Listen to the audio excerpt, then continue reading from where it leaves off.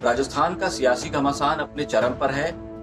कल एक ऑडियो जो सामने आया मीडिया में, उससे भी काफी हड़कंप मच गया है बीजेपी के खेमे में। इसमें दावा किया गया कि गजेंद्र सिंह शेखावत और भंवरलाल शर्मा इन दोनों के साथ एक तीसरे शख्स की बातचीत की जा रही है। ऐसा ये दावा किया गया है कांग्रेस की तरफ से, जिसकी जांच अभी चल रही है। लेकिन इतना सब कुछ हो गया, लोगों ने इतनी बयानबाजियां की, आरोप प्रत्यारोप लगाए, लेकिन पूर्व सीएम वसुंधरा राजे आखिर क्यों चुप हैं, ये हर कोई जानना चाहता है।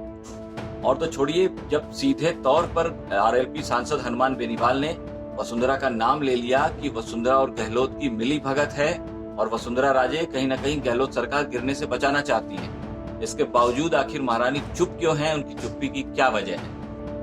प्रदेश के सियासी घटनाक्रम के बीच वसुंधरा राजे की चुप्पी को लेकर कई कयास लगाए जा रहे हैं। सियासी पंडित मानते हैं कि महारानी इसलिए चुप्पी साधे हुए हैं क्योंकि मौजूदा घटनाक्रम में उन्हें अपना कोई फायदा नहीं नजर आ रहा। राजधानी में इतनी जबरदस्त राजनीतिक गहमा गहमी के बावजूद वसुंधरा राजे अभी तक धौलपुर से जयपुर तक नहीं आ सकी। इस बीच राजस्थान में बीजेपी के सहयोगी दल आरएलपी के सांसद हनुमान बेनीवाल ने वसुंधरा पर बड़ा हमला बोला। उनका कहना है कि वसुंधरा राजे ही गहलोत सरकार को बचाने में जुटी हैं।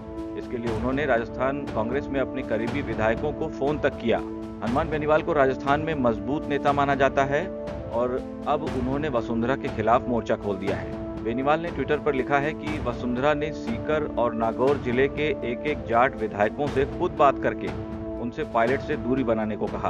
बेनीवाल का यह भी दावा है कि इस बात का उनके पास पुख्ता सबूत भी मौजूद है। उन्होंने कहा कि वसुंधरा अल्पमत वाली गहलोत सरकार को बचाने की पुरजोर कोशिश कर रही हैं। बेनीवाल कहते हैं कि राजस्थान की जनता भी गहलोत और वसुंधरा की आंतरिक गठजोड़ को पहचान चुकी है। बेनीवाल के इस ट्वीट के बाद वसुंधरा ट्विटर पर टॉप ट्रेंड में आ गईं।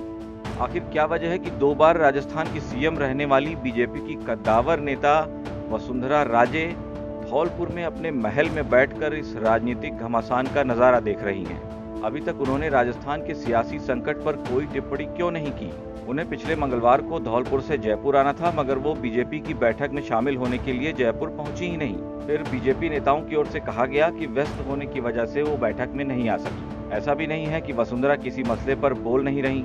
उन्होंने बुधवार को 6 ट्वीट किए और गुरुवार को भी अब तक वो 2 ट्वीट कर चुकी हैं। उन्होंने पीएम मोदी और उपराष्ट्रपति वेंकैया नायडू के ट्वीट को रीट्वीट भी किया, मगर अभी तक उनकी ओर से राजस्थान के सियासी उठापटक पर कोई प्रतिक्रिया क्यों नहीं आई, इससे हर कोई हैरान है। जानकार बताते हैं कि वसुंधरा बीजेपी में पायलट की एंट्री इसलिए नहीं चाहती क्योंकि वो ये कतई नहीं चाहती कि पार्टी में उनका कोई नया विरोधी तैयार हो। पायलट अभी युवा नेता हैं और राजस्थान में उनकी पकड़ भी अच्छी मानी जाती है, इसलिए पायलट को लेकर भी अब तक उन्होंने चुप्पी ही साध रखी है।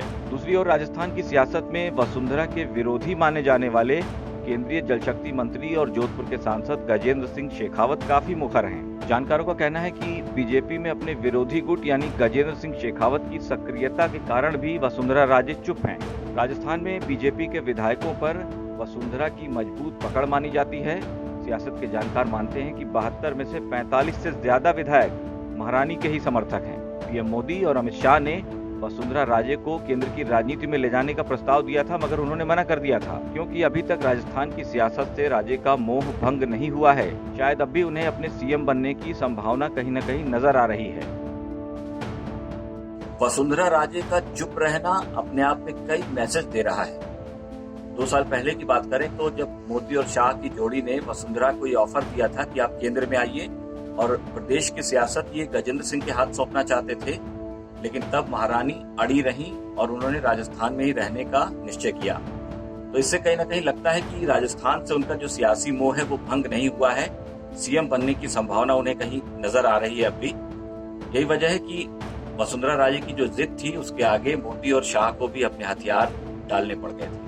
राजस्थान के सियासी घटनाक्रम का अपडेट सबसे पहले जानने के लिए आप हमारा चैनल राजस्थान तक सब्सक्राइब जरूर करें, लाइक करें और खबरों को शेयर भी करें। Thank you.